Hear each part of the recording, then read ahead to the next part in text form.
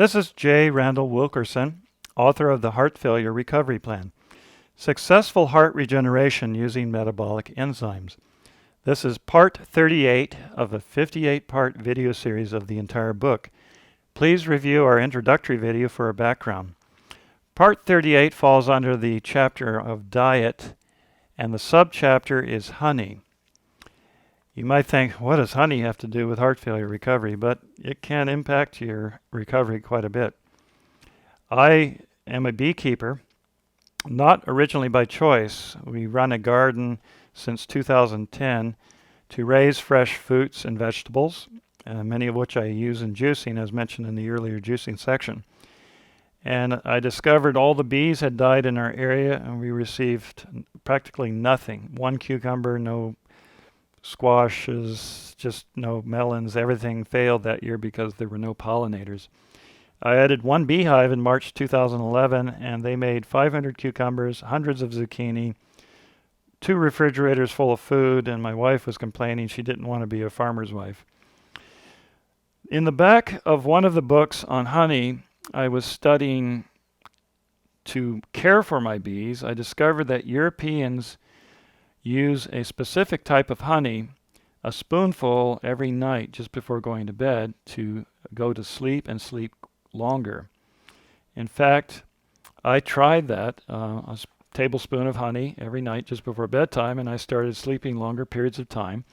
And as you remember from an earlier part on sleep, sleep is critical to heart failure recovery because it enables the nutrient choline to regenerate the heart muscle tissues faster. Well, after 10 or 12 weeks, I noticed my clothes started getting more and more loose. I had not been checking my weight, and when I did, I found I'd lost 10 pounds. Our diet is fish and healthy vegetables, juices, yet for some reason, something I did started dropping the weight slowly but steadily. Then I came across a book from Scotland called The Hibernation Diet by Mike and Stuart McInnes. I finally got a copy. It's 184 pages, many different studies, nutritional science, but it all boils down to one thing: loading up your liver with glycogen just before bedtime with a tablespoon of honey. It seems that honey has a proper balance of fructose and sucrose and glucose sugars to enable the liver to efficiently convert it into glycogen, loading up the liver so that the brain never reaches a starvation point, at least for 7.5 hours. In so doing, you burn an extra 50 grams of fat each night. Now, it may take 9 days to 2 weeks to burn off a pound of fat, but still that's a significant amount of dieting, if you will, for simply doing nothing but sleeping. Once your fat declines to a normal level, you don't lose any more weight. It's just a very unusual situation based on biochemistry. Another issue with heart failure recovery is keeping your adrenaline level low. When the brain detects a insufficient glycogen in the liver in the middle of the night, it triggers cortisol, stress hormones, and adrenaline as sort of a panic phase to try and raise enough energy level to be satisfied. Your brain is consuming over 25% of your energy level at all times. The problem with the hibernation diet is buying pure honey. In the United States, most major brand names of honey come from large honey brokers.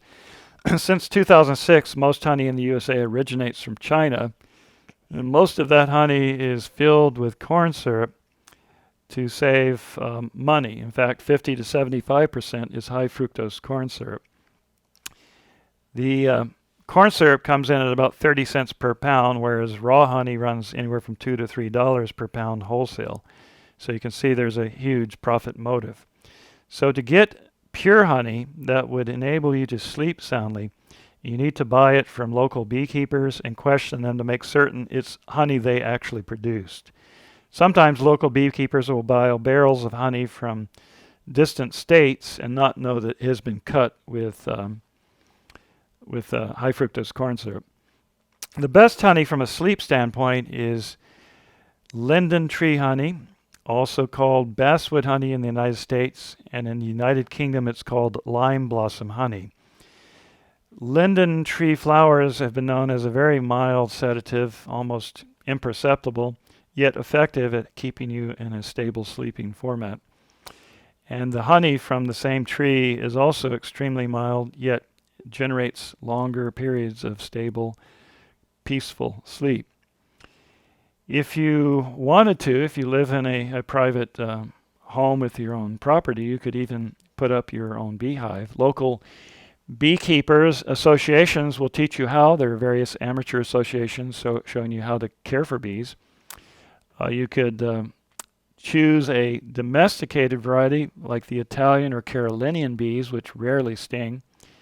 They're just so laid back, I can stand next to the hive and they just go around me. They don't care at all.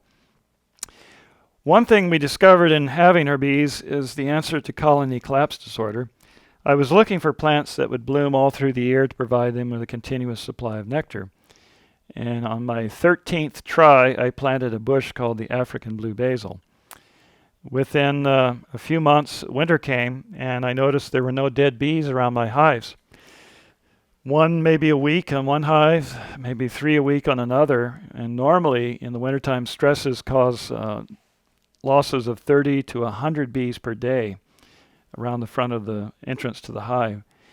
So we researched the plant that I'd installed, the African blue basil, with the University of Florida Bee Research Labs personnel, and discovered that it had camphor oil in the nectar, a modest amount that the bees could eat, but strong enough to kill off the blood-sucking mites and diseases that kill honeybee hives.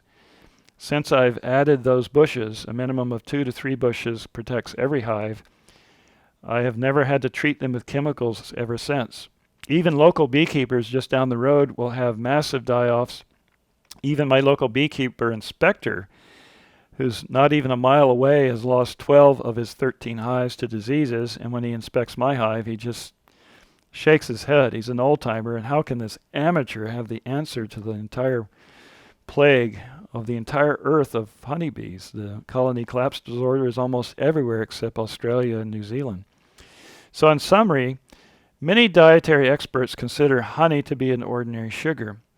It is anything but. It's very carefully engineered with a low glycemic index, and it works as a sleep aid unlike any other.